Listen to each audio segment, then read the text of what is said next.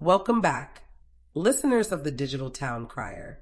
Today, my co-writer Gladys and I are talking about something serious, something that often hides in plain sight: domestic violence. Not just the physical kind, but the patterns of control that can quietly take over a relationship. My co-writer is a therapist by trade, and she is here to break things down for us. Thank you for being here, dear listeners. Let's jump right in. Let's start with something many people may not know about: the power and control wheel. What is it? Thank you, Lola. I'm so glad we have decided to tackle this topic. I know that some of our listeners have already heard about the power and control wheel, but I know that some have not. And so the power and control wheel is a tool that was developed to help us understand the different ways that abuse can show up in relationships. Many people think domestic violence is only about the physical side of violence, but there is more to it, and the power and control wheel shows us that control often happens emotionally, financially, psychologically, and it can even happen spiritually. The wheel includes things like intimidation, isolation, minimizing or denying behavior in the first place, using children as leverage, and controlling finances. Physical violence is often just one piece of a much larger pattern. And so it's important for us to understand that, because as community members, when we're looking at somebody and we're looking at our loved ones that are in relationships that seem to be overwhelmingly controlling, these are patterns that we can notice and see. And the even bigger thing that we're going to talk about in another segment is the what do you do? Because I think people have become very good at noticing the warning signs. And then the thing is, okay, so what do we do now that we have noticed all of the warning signs? Yes, in the next segment, we will discuss how people can respond and take action. So, domestic violence is not always visible. Exactly. So someone can be deeply controlled without ever having bruises. So for example, if a partner is constantly, checking the person's phone, isolating them, preventing them from being around their friends and family, makes the person feel like everything is their fault. That is just actually just one part of the same cycle. That's powerful and honestly a little unsettling. So, what does a healthy relationship look like in contrast?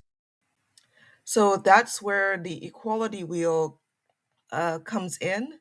It represents what relationships should be built on, which is mutual respect, trust, honesty, accountability, and shared responsibility.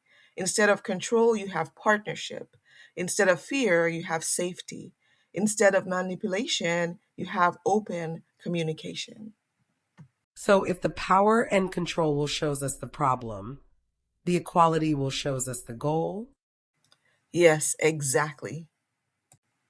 Yes, exactly. It gives people a clear picture of what they deserve. Everyone deserves to be heard, respected, and safe in their relationships. What should someone do if they recognize some of those warning signs in their own life? So, first, know that recognizing it is a strong and important step.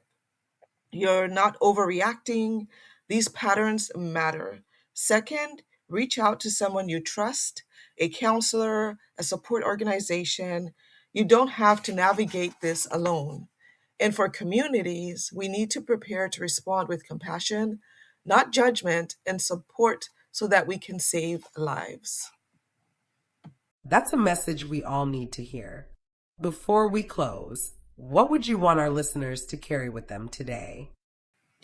So I would like our listeners to take with them this sentence: that love should not feel like fear.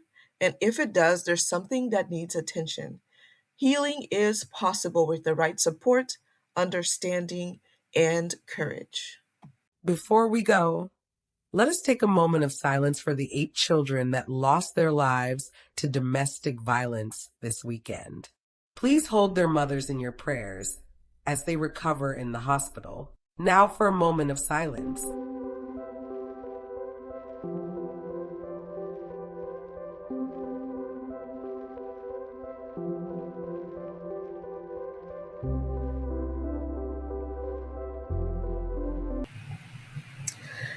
If you or someone you know is going through a domestic violence situation, please give these numbers a call.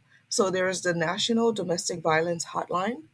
The number is 1-800-799-7233. Again, that is 1-800-799-SAFE. You can also look up their number and more information on their website, which is thehotline.org. You can find many hotlines on there. There is the crisis text line. So you would open up your text messages and you will text the number 741-741. So it's 741-741. So those are places that you can look to find help. I will also be doing a support group and a psychoeducational group that looks at the power and control wheel. So please like and subscribe to our channel. That information should be coming out pretty soon. I will put it out when we put out our next segment that is talking about domestic violence awareness.